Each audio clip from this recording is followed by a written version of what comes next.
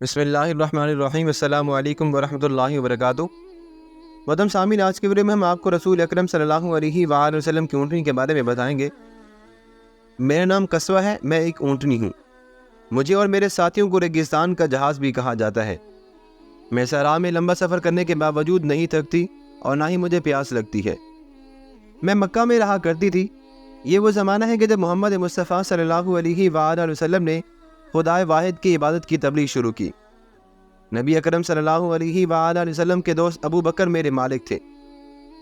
جب غفار نے نبی اکرم صلی اللہ علیہ وآلہ وسلم کو قتل کرنے کا آپس میں معاہدہ کیا تو اللہ کے حکم پر نبی اکرم صلی اللہ علیہ وآلہ وسلم اور حضرت ابو بکر صدیق رضی اللہ تعالیٰ عنہ نے ہجرت کر کے مدینہ جانے کا فیصلہ کیا۔ آپ دونوں کافروں سے چھپ کر مکہ روانہ ہوئے۔ مکہ کے باہر مدینہ کے راستے میں ایک غار میں پناہ لی۔ اس غار کو غار ثور کہتے ہیں۔ یہ وہی جگہ ہے جہاں پر مجھے اور میری بہن اونٹنی کو لایا گیا۔ میری بہن مجھ سے زیادہ طاقتور اور تیز چلنے والی تھی۔ غار ثور سے جب مدینہ کی طرف ہمارا سفر شروع ہوا تو نبی اکرم صلی اللہ علیہ وآلہ وسلم مجھ پر سوار ہوئے اور میری اونٹنی بہن پر ابو بکر۔ یہ سفر خاصا طویل تھا، لیکن نہ جانے کیوں نہ میں تھکی اور نہ گرمی نے مجھے پریشان کیا۔ میں یوں چل رہی تھی جیسے میں تازہ دم ہوں اور مجھ پر کوئی بوجھ بھی نہیں تھی۔ بات دراصل یہ تھی کہ میں ایک عظیم سفر پر ایک عظیم مہاجر کو اپنی پیٹھ پر بٹھائے لے جا رہی تھی۔ اس مبارک سفر میں نے نبی اکرم صلی اللہ علیہ وآلہ وسلم سے متعلق کئی عجیب و غریب واقعات دیکھے۔ ان میں سے ایک واقعہ یہ بھی ہے کہ ایک کبوتری اور ایک بکری نے غار کے دروازے پر ایسا ڈیرا جما لیا جس سے معلوم ہوتا تھا کہ جیسے غار میں کافی دن سے کوئی آیا ہی نہیں، اور پھر اسی وجہ سے مکہ کے کافر جو نبی اکرم صلی اللہ علیہ وآلہ وسلم کی تلاش میں غار کے دروازے تک پہنچ گئے تھے، اس خیال سے واپس چلے گئے کہ اس غار میں کوئی بھی نہیں ہو سکتا۔ اور دوسرا حیران کن واقعہ سراقہ بن مالک کا ہے، جو اپنے گھوڑے پر پیچھا کرتے کرتے ہم تک آ پہنچا، مگر نبی اکرم صلی اللہ علیہ وآلہ وسلم کی انگلیوں کا اشارہ ہوتے ہی اس کے گھوڑے کے پاؤں ریت میں دھنس گئے۔ اس کی التجا پر نبی اکرم صلی اللہ علیہ وآلہ وسلم نے اشارہ کیا، گھوڑے کے پاؤں ریت سے نکل آئے، مگر جو ہی دوبارہ وہ آگے بڑھا پھر اس کے گھوڑے کے پاؤں ریت میں دھنس گئے۔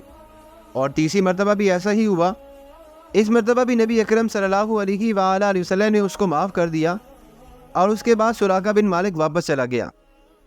تیسرا واقعہ ایک کمزور بکری کا ہے جو سفر کے دوران ایک بستی میں نبی اکرم صلی اللہ علیہ وآلہ وسلم کو پیش کی گئی۔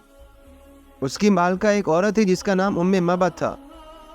اس بکری کے دودھ بالکل نہیں تھا، مگر جب نبی اکرم صلی اللہ علیہ وآلہ وسلم نے اپنا مبارک ہاتھ اس پر پھیرا تو اللہ کی قدرت سے اس میں اتنا دودھ آیا کہ سب نے سیراب ہو کر پیا۔ چوتھی بات جس نے مجھے مزید حیران کر دیا وہ یہ تھی کہ کہاں تو ہم مدینہ کا سفر رہنے والے تھے اور کہاں ہم مدینہ کا سفر مہینوں میں طے کرتے تھے، لیکن اب دنوں میں یہ سفر ہو گیا۔ لیکن اس مرتبہ یہ سفر صرف 8 دن میں طے ہو گیا، باوجود اس کے کہ میں بہت سے کافر ہماری تلاش میں موجود تھے جن سے بچنے کے لیے ہم رات کو سفر کرتے اور دن کو آرام کرتے تھے۔ میں سارے راستے یہ دعا کرتی رہی کہ ہمارا سفر آخر کار خیریت سے طے ہو جائے۔ ہر وہ واقعہ جو راستے میں پیش آیا اس بات کی نشاندہی کرتا تھا کہ رسول اکرم صلی اللہ علیہ وآلہ وسلم ایک عظیم ہستی ہیں، اور یہ کہ اللہ ان کے ساتھ ہر وقت موجود ہے۔ مجھے وہ وقت بھی یاد ہے کہ جب یثرب، جو کہ بعد میں مدینہ النبی کہلانے لگا، کہ کھجور کے درخت دور سے نظر آئے تو میرے دل میں ایک عجیب سی خوشی پیدا ہو گئی۔ خوشی اس بات کی کہ رسول اکرم صلی اللہ علیہ وآلہ وسلم نے اپنے دشمنوں سے نجات پائی تھی۔ میں دل ہی دل میں سوچ رہی تھی کہ دیکھیں یثرب والے نبی اکرم صلی اللہ علیہ وآلہ وسلم کا کیسے استقبال کرتے ہیں۔ یثرب والوں کو پہلے ہی پتہ چل چکا تھا کہ نبی اکرم صلی اللہ علیہ وآلہ وسلم ہجرت کر کے ان کے شہر آ رہے ہیں۔ جب ہم یثرب میں پہنچے تو کڑی دھوپ تھی۔ ایک شخص جو کہ درخت پر چڑھا ہوا تھا چیخ چیخ کر کہنے لگا، وہ دیکھو تمہارا مہمان آ گیا۔ پھر کیا تھا، ہر طرف سے مبارک اور خوش آمدید کی آوازیں گونجنے لگی اور نبی کریم صلی اللہ علیہ وآلہ وسلم کا استقبال کرنے والے دل کی گہرائیوں سے اللہ اکبر کہلانے لگے۔ مجھے ایسا معلوم ہوا جیسے تمام زمین استقبال کے جوش خروش میں رقص کر رہی ہے اور سارا شہر رسول اکرم صلی اللہ علیہ وآلہ وسلم کے استقبال کے لیے نکل آیا ہے۔ پھر ہم یثرب میں داخل ہوئے تو نبی کریم صلی اللہ علیہ وآلہ وسلم مجھ سے اترے اور حضرت ابو بکر صدیق رضی اللہ تعالیٰ عنہ کے ساتھ ایک کھجور کے درخت کے نیچے ہم بیٹھ گئے۔ لوگ خوشی میں دف بجا رہے تھے۔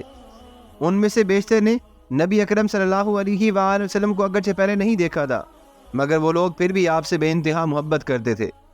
ایک عورت نے اپنی ہمسائی سے پوچھا کہ ان دونوں میں نبی کون ہیں؟ تو دوسری نے بتایا کہ جو زمین پر بیٹھے ہیں وہ نبی ہیں، اور جنہوں نے اپنی چادر سے نبی کریم صلی اللہ علیہ وآلہ وسلم پر سایہ کیا ہوا ہے وہ ابو بکر ہیں۔ لوگ آگے بڑھ بڑھ کر آپ صلی اللہ علیہ وآلہ وسلم کے ہاتھ کو بوسہ دے رہے تھے اور آپ سے درخواست کرتے تھے کہ ہمیں سچا راستہ دکھائیں۔ نبی کریم صلی اللہ علیہ وآلہ وسلم انہیں تلقین کرتے کہ وہ اسلام کی تبلیغ کریں، بھوکوں کو کھانا کھلائیں، آپس میں ایک دوسرے سے محبت کریں اور صرف ایک اللہ کی عبادت کریں۔ اس کے بعد نبی کریم صلی اللہ علیہ وآلہ وسلم اٹھے اور دوبارہ مجھ پر سوار ہو گئے۔ میں بڑی حیران ہوئی جب انہوں نے میری رسی کو ڈھیلا چھوڑ دیا۔ مدینہ کے لوگ ہمارے ساتھ چل رہے تھے۔ مدینہ کے بچے بچیاں ایک نہایت ہی سریلا گیت گا رہے تھے جس کے الفاظ یوں ہیں: طلع البدر علینا۔ ان ٹیلوں کے پیچھے سے جہاں ہم شہر کو جانے والے تھے اس کو الوداع کہتے جا رہے تھے۔ پھر یکدم ایک دم چاند ہمارے اوپر طلوع ہوا۔ جس بات کی نبی کریم صلی اللہ علیہ وآلہ وسلم نے ہمیں دعوت دی اس پر اللہ کا شکر ادا کرنا ہم پر واجب ہوگا۔ اے اللہ کے رسول صلی اللہ علیہ وآلہ وسلم، آپ وہ پیغام لے کر آئے ہیں جس کی ہم نے تعمیل کرنی ہے۔ اے اللہ کے نبی صلی اللہ علیہ وآلہ وسلم، آپ کی آمد سے ہمارے شہر مدینہ میں عزت بڑھ گئی ہے۔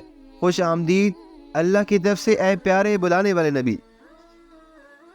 میں نے یہ بھی دیکھا کہ نبی کریم صلی اللہ علیہ وآلہ وسلم نے مدینہ والوں کو انصار کا خطاب دیا، اس وجہ سے کہ انہوں نے مکہ کے مہاجرین کی مدد کی تھی اور ان کی مہمانداری میں کوئی کسر نہیں اٹھا رکھی تھی۔